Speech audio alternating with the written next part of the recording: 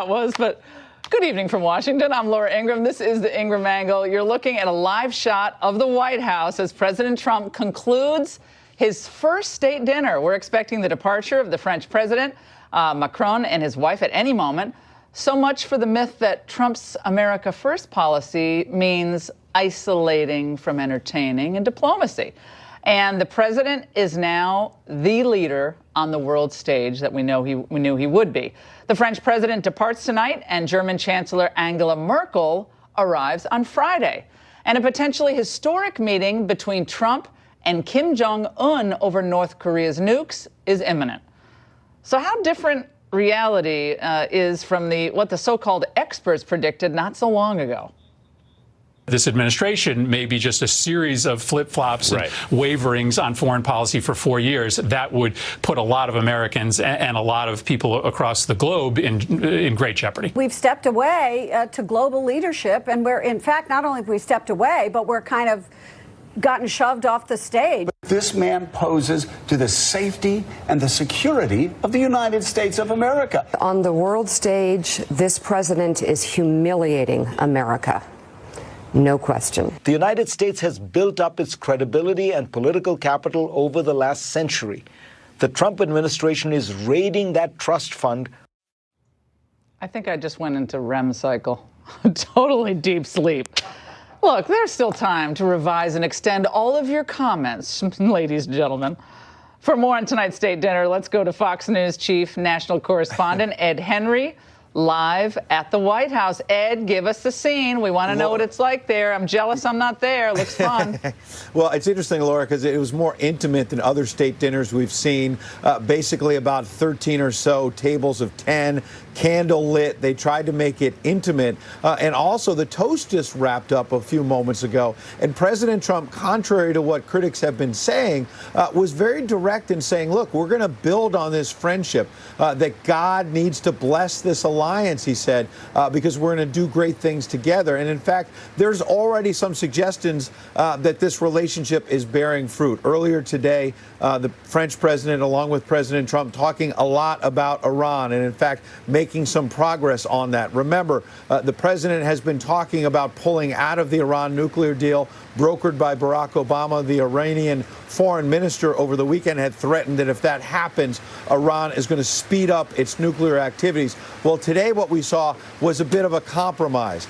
President Trump talking tough on Iran, warning them that they will face severe consequences like they've never seen before if they keep up this tough talk, if they restart their nuclear program. What the French president tried to do in a sign of this emerging friendship, he said, look, instead of just pulling out of the deal, let's try to find another way. Let's reshape this nuclear deal to address some of President Trump's concerns. So contrary to the idea that he's acting unilaterally, in fact, they seem to be coming together on this important issue of Iran. Listen to the toast from President Macron tonight. We will work together, and we have this ability to listen to one another. This is the reason why our relationship will serve our strong history, and we are also aware of the challenges ahead of us, but we will keep working together. Now, the French president went on to say that, remember, it was the British, not the French, who burned down the White House. And he said, look, it was President Monroe who decided to buy French furniture to sort of spruce up the place. It's kind of an interesting joke, but it seemed to fall flat in the room, Laura.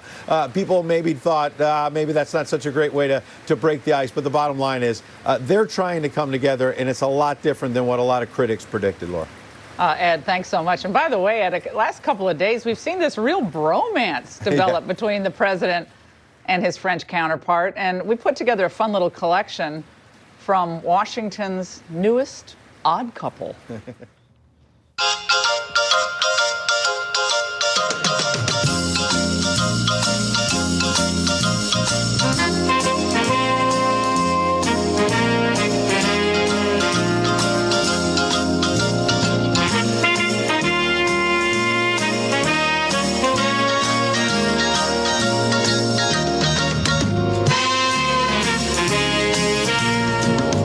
We do have a very special relationship. In fact, I'll get that little piece of dandruff off. We have to make him perfect. He is perfect. And that means Trump is Felix, correct? And Yeah, I guess so. He's trying to tidy things up. But gosh, Laura, if we're ever on set, I hope that you won't wipe dandruff off and make a big deal out of it. I have that problem sometimes, and I don't want, we're friends, I don't want you to do that. no, well, I got a black thing. We gotta be careful. I'm sorry, but I think the two of them together are hilarious. I love it. I think it's great. It's very unexpected. And different than Angela Merkel as well, because it's pretty frosty with her. Well, we'll see. Who knows what might happen with Angela after this event? You just don't know what will happen. Ed, thanks so much. Good to see you. And now for tonight's angle. The Trump administration takes the caravan to court. Well, no doubt you've heard about the caravan of illegal immigrants moving north through Mexico. Well, according to the New York Times, over 100 have already made it to the U.S. border. The caravan started out with more than 1,000 people and is now down to about 500 or so. Now, some of these migrants have told reporters that they plan to find ways to get across the U.S. border. Now, most of them are from Honduras, so many are expected to apply for asylum, supposedly to escape violence at home. Well, anticipating that, the Trump administration is sending additional ICE attorneys, Justice Department judges, and also prosecutors to make sure the caravan asylum cases will be, quote, adjudicated promptly.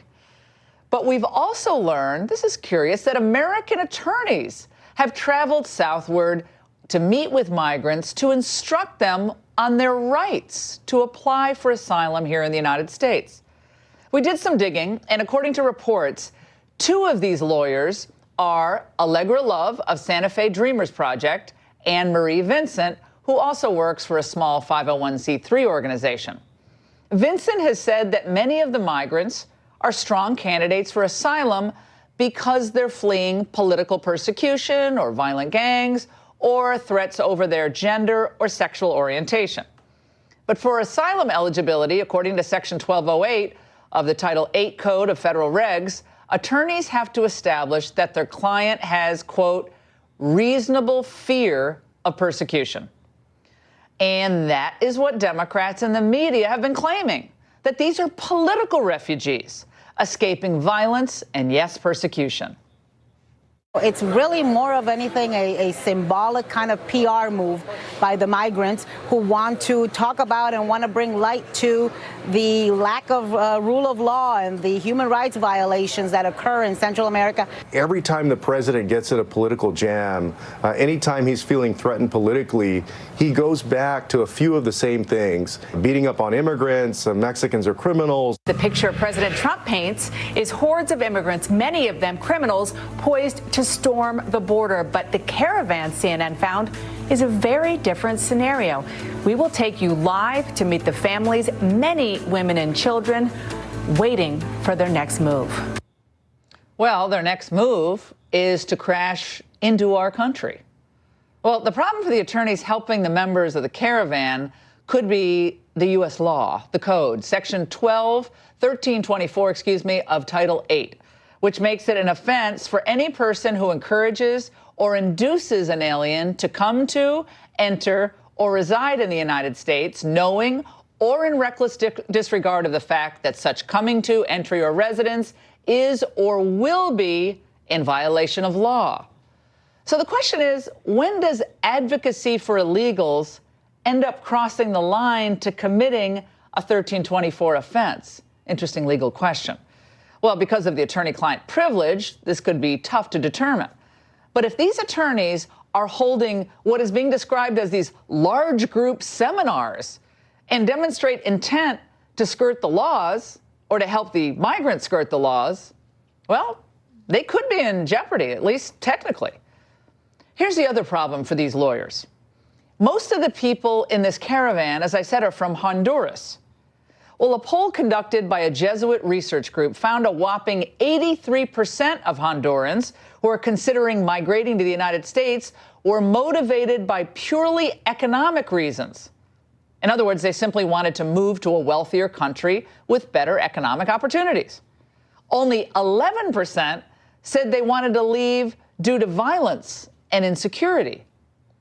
So given that poll, immigration judges have to be really skeptical about these asylum claims. And if these claims, a lot of them are bogus, as I assume most of them are, well, what does that say about the attorneys themselves?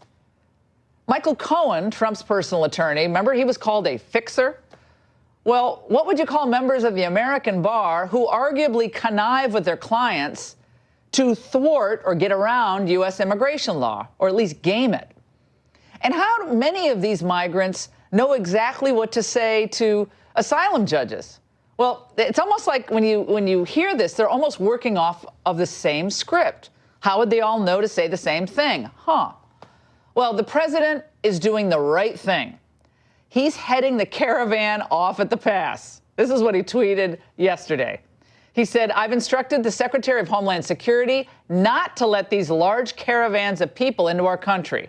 And another tweet wrote, Mexico, whose laws on immigration are very tough, must stop people from going through Mexico and into the United States. We may make this a condition of the new NAFTA agreement. Well, the plan is to detain any asylum seekers until their hearings. The others will be prosecuted for illegal entry, and I say good. Catch and release does not work. The Trump administration said they were ending it. It must be ended now. There can be no more catch and promise you'll show up for your asylum hearing because, as we know, and we've discussed this many times on The Angle, the vast majority of those asylum seekers never show up at their hearing. They just disappear into society. Trump is right to partner with Mexico to stop the flood of immigrants pouring through Mexico's southern border.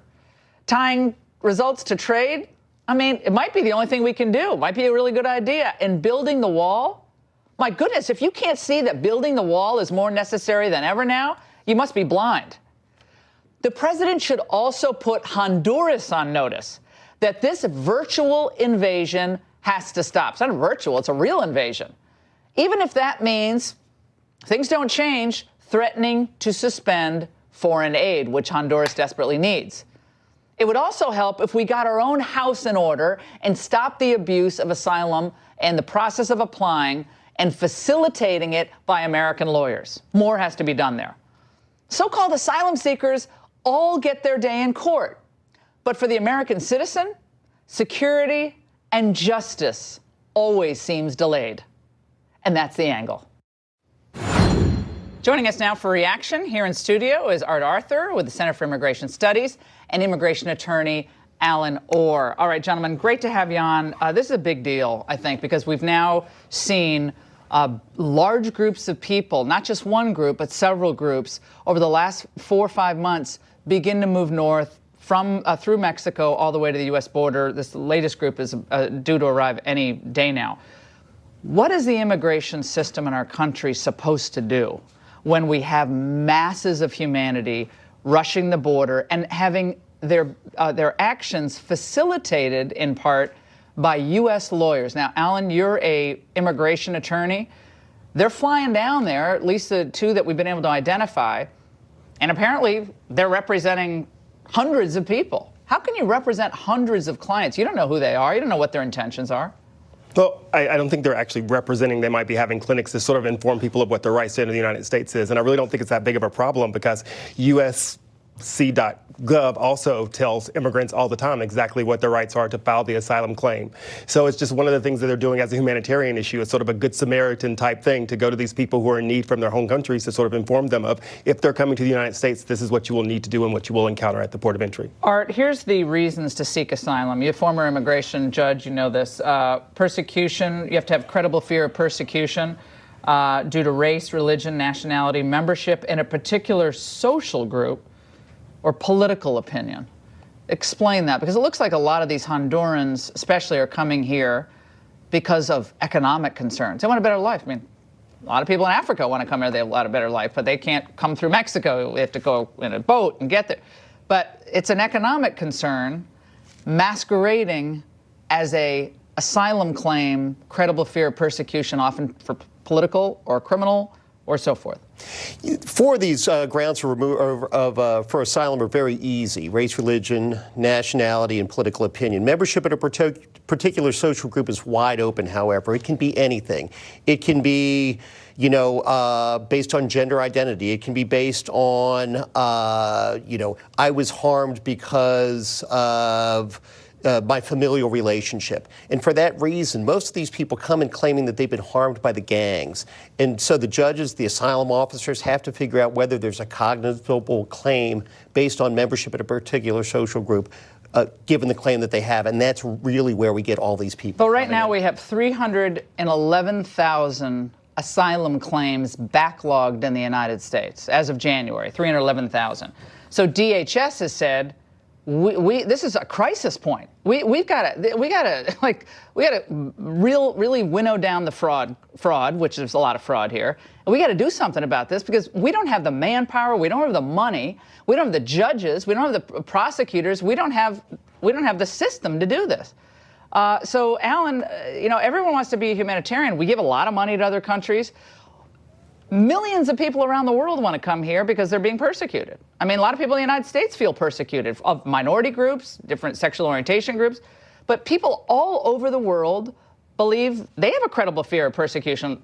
Conceivably, they could all apply for asylum, correct? That's correct. And under the current laws, there's not an issue with that. There's no sort of bell curve on humanity, right? So if someone they meet the requirements of the law. What about the humanity of the American people, the American taxpayer, the American school child in an overcrowded classroom? Do they have any rights here? I think they all have rights, and that's not necessarily the fault of the immigrants, right? That's sort of the process, and that's sort of the reason for the backlog in the court systems. You have to look broader than those issues for the school. That's something about where Congress wants to spend money. If they're spending more money on the military, Americans. They want to spend money on Americans because they're suffering too. Well, I think they're also spending money on American by making sure that our borders represent and help have a nice situation. I mean, we drop bombs in Syria. Wait. Our borders should have a nice situation. No. They want to make sure that America has a nice situation. Our country is built on a country of immigrants in which we have been humanitarians not illegal across immigrants. the world. Well, they're not illegal because they're not here. So if they're not in the United States, they're not illegal. There are a lot of these immigrants who, in New York Times and AP reports, is that many of them say they're going to get here. Not like, they're all going to stay outside the border and they're going to be dutifully processed. No, a lot of them say, we're getting here by hook or by crook. And the sense is they have a right to be here. It's not just, help. It's we have a right to be here. And Mexico deserves some of the blame here, Art, because Mexico, instead of deporting them from Mexico or keeping them, they are giving them these temporary visas to travel from southern Mexico up to the border. Trump is about up to here with Mexico on this. Absolutely critical point, because quite frankly, Mexico needs to defend its southern border in order to stop these individuals from coming to the United States. In addition, Mexico is an asylum granting country itself. And if these individuals are in fear for their lives, as Alan indicates, quite frankly, they can apply for asylum in Mexico. The fact that they continue on to the United States indicates that perhaps they might have economic reasons for coming here. We forum shop in the law. They're country shopping. And right now, America is better than Mexico, I guess, for asylum seekers.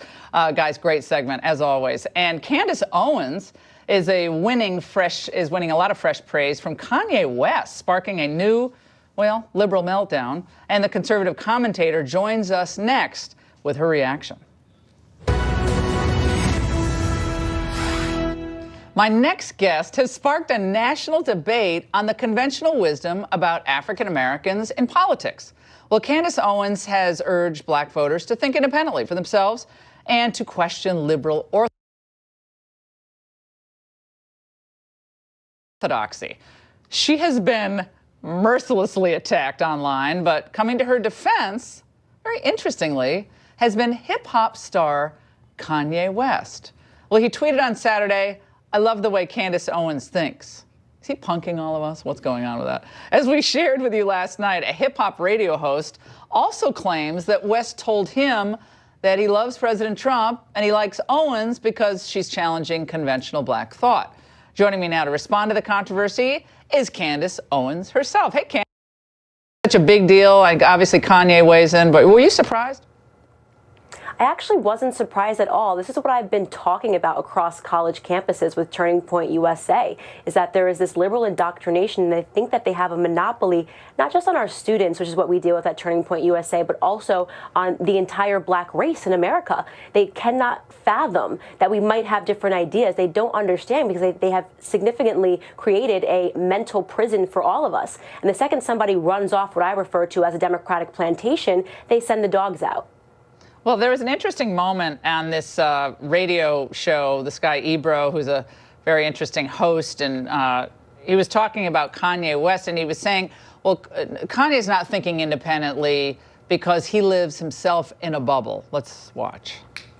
Kanye is talking about things that don't affect him. They do not. Let's be honest. None of these things affect him. He lives in a bubble where it's like none of us could really understand. All he's surrounded by is the Kardashians and a bunch of yes men and the fashion world and this. He doesn't understand what's happening in the streets, what's happening when it comes to protests, none of that. Oh, wait a second. As if there aren't multi-millionaire African Americans, Latinos, and others living in Bel Air, Brentwood, Malibu. I mean, because you don't live on the streets, then you can't comment on anything? What? That was odd, bringing in the Kardashians. What was going on with that comment? It just wasn't a very smart comment is what it comes down to. It was a fallacious argument that could be attacked 1,000 different ways. I mean, to suggest that because somebody has money, they can't think or they don't have any knowledge or facts or data makes entirely no sense. In fact, you could argue that they may have more access to those things. So I thought that was just incredibly just low IQ is what it really comes down to. And at the end of the day, these radio hosts are not the great philosophers of our time. They do what they do. They get on there and they try to stir up the controversy. They talk about the story of the day, and they're incapable of thinking critically. Well, I'm a radio host, and I talk about the subjects of the day as well, but I try to do it with some degree of knowledge and experience. Candace, where are you going next? You know, I'm going to keep doing what I'm doing. I'm going to keep punching back. I have zero fear when it comes to this because I knew exactly that this was going to be the blowback. I know that you recently had some experience with this. You understand mob mentality. And the result is it usually has adverse results. That's exactly what we see with your show and why it's been so spectacular. And I'm hoping we're going to see the exact same thing in the black community. You create a conflict, and at the end of the day, it ends up waking up more people to an underlying problem, which is the fact that we don't have enough diversity of thought within the black community. All right, thanks so much, Candace. And I'm sure you'd agree with many critics who say that liberals have encouraged blacks to embrace, at times, a cult of victimhood. An example today might be an editorial in today's LA Times headlined, "Black people were lulled into thinking Starbucks was as a safe space. We were wrong." The writer spoke of, quote, "the jarring reality that for black people, especially men, there is no such thing as that kind of neutral space. At least it's not guaranteed." Joining us now to discuss whether that's true are John James, Republican candidate for Senate in Michigan, and Wendy Acefo, a Democratic strategist and Johns Hopkins University professor. All right, Wendy, your reaction to what Candace is arguing about intellectual diversity and the need to just encourage diversity of thought. It's okay to be intellectually diverse, and we should welcome that. However, let's not be dubious in our narrative, and that's what's going on. What is a fact, and what we all know, is this is not about black victimhood. This is about the fact that our criminal justice system is flawed when it comes to black and brown people. Black people only make up 13% of the American population, but they make up 30% of those individuals who are killed by cops, and 45% of black people have said that they've been unjustly harassed by police officers. This is not about Starbucks. This is not about the issue that happened at Waffle House. This is not about the women who belong to a country club, black women who were kicked off of the country club for playing golf too slowly. This is about our criminal justice system being inherently flawed. This is not an opinion. This is a fact. John. So as a black man in this country, I understand that one of the most challenging positions is not only to be a black man, but a conservative black man. And as Candace is saying, too many people have died for our right to be able to think for ourselves. And to not take on this great responsibility is a failure. I truly believe that if we were talking about Chick-fil-A here and not Starbucks, the most dangerous place in America to be would be between Chuck Schumer and a camera. As long as we're talking about statistics here, you talk about the minority of bad cops who are responsible for perpetrating these crimes against African-American males and anybody across the country. It's a very vast minority of folks when you consider the good cops out there doing great things for our country, keeping us right now, right here, safe every single day. But when we talk about cops, let's be clear. My brother serves the NYPD. I know about cops. My grandfather is a retired police officer, so we don't have to educate me about cops. But what we do know is that cops disproportionately attack black and brown people. Again, that's not an opinion. Okay. That is a fact. And let's just use this What's one the example. percentage? Yeah. Well, let's use this one example. We know that the killer who killed 4 black and brown people in a Waffle House was, taken, and it was okay. He was fine. Dylan Roof killed people in a church, and he was treated to a Happy Meal from McDonald's before he went to prison. But why is it that when black and brown people, that is a fact. That is a fact. But why is it that why black and brown people, when they are selling loosies or when they are out in the streets, they're not apprehended in the way in which white people are? Those are the facts. So here. Wendy, you're getting off track. Our segment is devoted to whether African American, right? But that's what he spoke about. I celebrate all police. I mean, they're bad. They're bad people in my business. They're bad cops.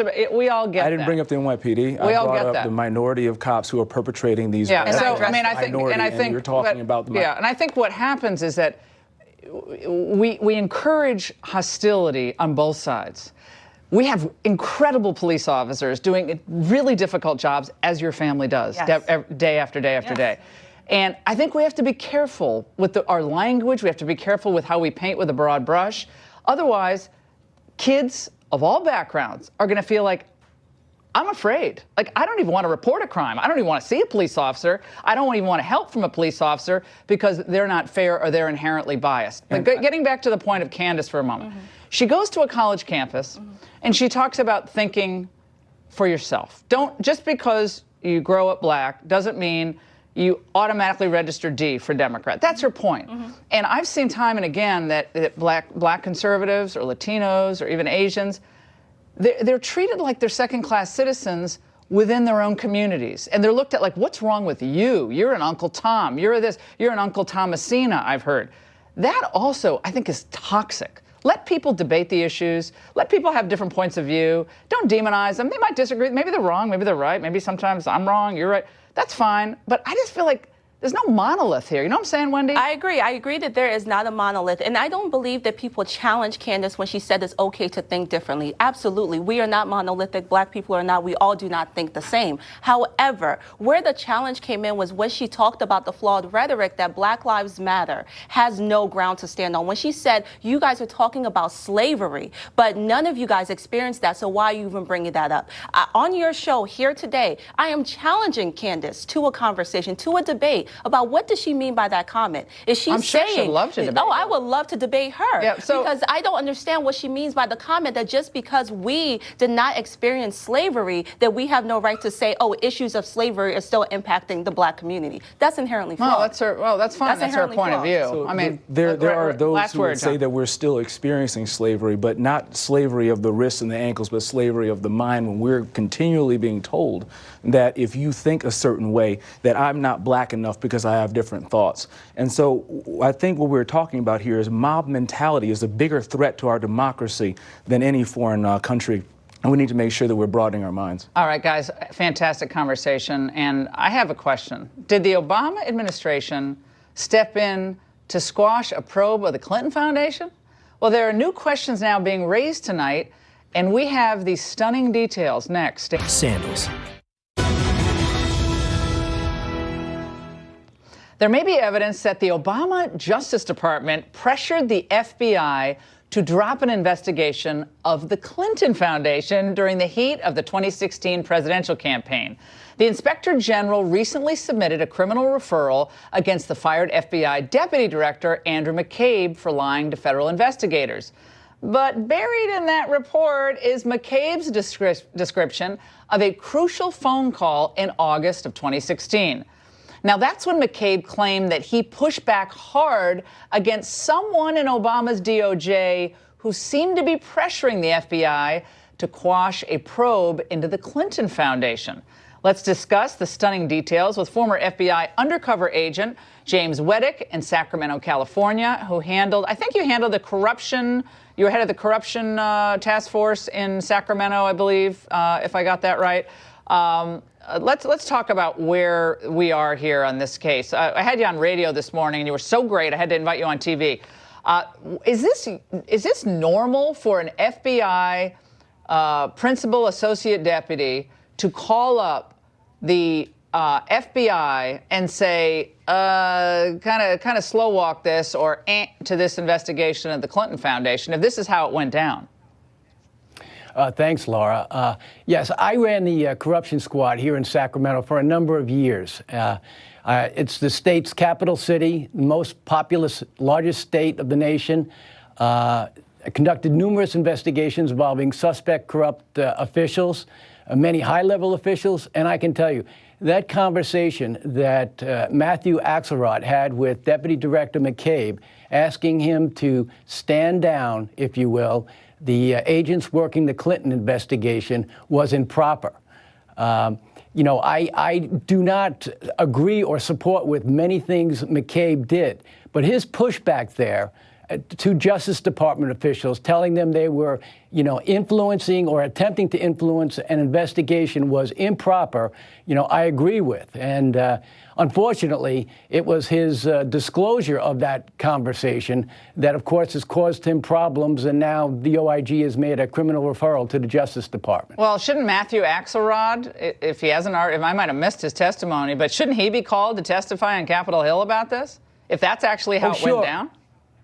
Sure. I don't doubt that there are a number of officials. I don't believe Axelrod made that telephone call on his own. I don't doubt that he didn't discuss the matter with Sally Yates.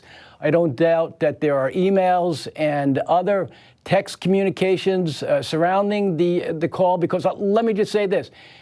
I worked 35 years and ran the corruption squad for a number of those years. Nobody has made a phone call to me attempting to get us influence an investigation that was already opened, predicated, and had much, was valid, if you will. Well, presumably for political reasons. This is in the heat of the campaign. This is in August of 2016. Hillary, at that point, looked like she was probably cruising to victory. You don't want this Clinton Foundation. I mean, I'm just speculating. This thing stinks to high heaven, unless this is something that McCabe is also making up. I mean, he was lying about other things. Maybe he could have been lying about this, but it didn't seem so. James, thank you so much with your wealth of experience, 35 years with the FBI. And meanwhile, we may finally get some answers on whether political bias affected decisions and investigations at the FBI and the DOJ, including maybe even this. Well, Congressman Bob Goodlatte and Trey Gowdy announced that they've made a deal. This is like North Korean deal. And the Department of Justice will turn over documents their committees have requested, finally. Let's get the details firsthand from the House Judiciary Committee Chairman, Bob Goodlatte, who joins us in the studio. Mr. Chairman, good to see you. So this is the threat of subpoena. This is the result of a threat of subpoena and perhaps contempt of Congress. Is this not? Absolutely. We saw the same effect with the Comey memos last week. Now the department is working with us and the FBI, by the way, too. Make some changes at the top and bring to bear the forces that be and follow the truth wherever it leads, and I think it's going to lead to some interesting places. So could you actually find some of these documents we were just referring to, perhaps, if this Matthew Axelrod was advised by someone else to call over to McCabe and say, we don't want any more problems with this investigation? Well, absolutely. I mean, our understanding with the Justice Department includes looking at documents that their search terms yield documents, but we'll also be able to say we want to use our search terms to find email communications and other documents related to that very matter, because that goes right to the core of our investigation and how the FBI handled all the matters related to former Secretary Clinton during 2016 and on into 2017. This was a quote from Brad Schultzman, who was referencing whether Sally Yates could have been the person who was at one point, later on, acting Attorney General, but they're pointing to her on this. In my experience, these calls are rarely made in a vacuum. The notion that the principal deputy would have made such a decision and issued a directive without the knowledge and consent of the Deputy Attorney General, which he was at the time, is highly unlikely. He was counsel to the principal associate deputy during the Bush administration. Sally Yates' name, she shared with his ceremoniously quit, remember, in the beginning of the administration? Does this sound plausible? Oh, absolutely. I mean, that's good insight. And that'll also be part of what we'll have the opportunity to examine related to documents for our investigation. So the department is now setting up a room at Justice where we will be able to send our investigators down there and see the documents. How many documents? Up to 1.2 million. Not all of those, it's important to understand, not all those 1.2 million documents are relevant to our investigation. That is what was given to the Inspector General. Yeah. And of course, we're very interested in his report as well, but we have our own entitlement and our own investigation to look at those documents. They'll start producing documents. We will then have the opportunity to see them unredacted and then get possession of them, the ones that are most material to our investigation. All right, we did this big segment, my angle on these caravans coming toward, why do we call it caravans? It's like a circus caravan. No, it's a fun thing. Coming toward the U.S. border, running to rush the border, clearly overwhelm the system. You actually are proposing legislation that would deal with some of these loopholes in this asylum process, which is rife with problems. Congressman, we've got to deal with this. Absolutely. The Securing America's Futures Act, which you said great things about before, we've been working to build up the support for this. This is a good illustration. What's coming toward our border right now is exactly why we need that legislation, because it addresses it in several ways. First of all, it gives the ability of the administration to return people safely to their homes without having to keep them here for a long period of time. And for asylum applications, which are being grossly abused, more than 300,000. This is a joke. 311,000 outstanding asylum applications. Most of them never come out for their hearings, and they just go and they live in the United States, and they're seeking asylum. They just want a better life with better economic situation. Asylum is a good and appropriate consideration. Alexander Solzhenitsyn came here on political asylum. 5,000 a year, most years. Now 300,000. It's fraud. It's a total it's scam. Abuse, and our bill fixes it. Is this going to have any traction? I mean, the president going to help support this? President strongly supports it, and we need to bring the Republicans better start doing stuff like this. I mean, you're doing it. You guys are like carrying the load for all these other Republicans. I'm sorry, but the Republicans need to support the president's agenda. You're doing it. We got to get this wall built. That's also in this bill? Well, you authorize it, but we got no money for it, correct, in the bill? Well, that's right. We're an authorizing committee. We're not appropriators. Okay. But that can be part of a final deal. All Absolutely. Right. Well, Congressman, thank you for coming in tonight. We really appreciate your work on this. It's essential that we deal with these loopholes and finally fix this. And coming up, Melania Trump scores a huge triumph over the media and her critics. President Trump pulled off a diplomatic coup in the last few days, playing host to French President Emmanuel Macron.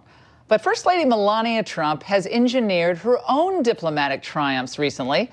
First, as a dignified White House representative at the Barbara Bush funeral this weekend, and then over the last 2 days as the flawless hostess of the French First Family, including at tonight's state dinner.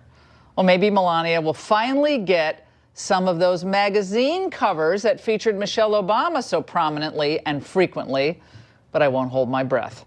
To discuss all of this, we're joined by Fox News contributor Rachel Campos Duffy, along with the publisher of Catalina Magazine, Kathy Aru. Great to see both of you. Let's start with you, Rachel. Melania has had to endure Jimmy Kimmel mocking her accent. I know he apologized. That's fine. But, she's not gotten the cover of Vogue 5 times in the first year like Michelle. I'm exaggerating, but you know what I'm saying.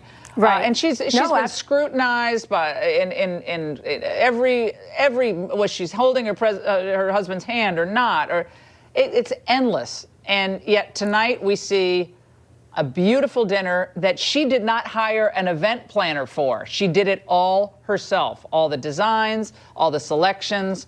No Desiree Rogers there helping her, I guess. No, I mean, remember, she was a socialite, and we assume that when she was Mrs. Trump living in Manhattan, she probably, hosted many events, and this is her sort of showcasing what she brings to the office of First Lady. I would say, or the position of First Lady, I would say that while this has been an amazing event, and it has been flawless, you're absolutely right about that, Laura, she's been doing this all along. I have been so impressed with this, not just her quiet dignity, as you brought up, but also just this this diplomatic use of fashion. It's been brilliant when she went to Paris and to that restaurant at the Eiffel Tower. She was wearing red, white, and blue as symbol of both of the flags. She wore that gorgeous black caftan with the gold white belt in Saudi Arabia. And of course, who can forget that amazing Asian-inspired gown that she wore in China with the pink fur sleeve? So she has been doing this all along. I have to say also, you're right, Jimmy Kimmel's been mean. So has the fashion industry. And bravo to Dolce & Gabbana, Carolina Herrera, those who have celebrated fashion instead of boring us with another political statement, as so many in the fashion industry have done, to take a stab at her. Yeah, Kathy, Michelle Obama, I think she was on the cover of pretty much every magazine that's ever been published. And good for her. Right, she's a beautiful woman. She's a great first lady. But Melania Trump has gotten nothing is from the elite fashion industry, or certainly from the entertainment industry. Well, she is from the elite fashion industry. This is a former model, so she's had many covers. So we don't want to see her on another cover. Kathy, we actually want to see her talking about in the way White first House. ladies are treated. But she hasn't really been a traditional first lady. She's been an absentee What's wrong with first that? lady. What happened to being your own person? Well, there's nothing wrong with that. I mean, I think many Americans, Except many when people you're feel conservative, sorry for her. We actually feel sorry for her because of her husband. I mean, she's going to start her anti-bullying campaign, and it seems like she's married to one of the biggest bullies in the country. So she's against the cyberbullying, and she's with a cyberbully. She is put down by Jimmy Kimmel, and meanwhile, her husband mocks people like Jimmy Kimmel. So we feel sorry for her. Kathy, Kathy, I think that's really condescending. I really like you. I think you're really fun. Why is it condescending? Because she has... No, let me finish. Because this drives me crazy about the way people treat Melania. She's made her own choice. She made her choice. Right. She married Donald Trump. I presume she loves her husband, and yet all these women who claim to be pro-choice and women should do what they want, any kind of arrangement for their marriages are good for them. It's all about free choice. But when a conservative woman makes a choice, you trash her or you say we feel sorry for her. And by the way, Melania also responded to the cyberbullying that she got over her cyberbullying initiative. Let's listen. I have been criticized for many commitment to tackling this issue, and I know that will continue. But it will not stop me from doing what I know is right. Rachel. I mean, she's sitting by her husband who has these women coming out, the Stormy Daniels. I mean, we all feel horrible to be in her shoes, to be married to someone like this. We feel bad for her. Okay, Many of us feel bad for her. Again, that's what Kathy, that sounds I think like you're a being male disingenuous. response. It's condescending and it's demeaning. I think it's honest. And I feel sorry. I mean, if you said that about Hillary Clinton, the feminists would be going crazy. They'd be saying, "Oh, how dare you? That's her choice." Many women that's between. did feel sorry what for Hillary happened Clinton, to the line? though. It's between the couple and themselves. It's about themselves. And for you, it's not. It's a political statement. Rachel, really quick. That's exactly right. Kathy is being disingenuous. She knows exactly what's happening. All of us who have a brain know exactly what's happening. The fashion. Wait a minute. The fashion industry, Hollywood, the mainstream media, they all consider Melania and Ivanka complicit in the election of Donald Trump, who happened to have run as a Republican, and that's what this is about. All right, it's politics pure and simple. Melania represents class, and it's politics, and they don't like it. They won't give her credit for it. Thanks.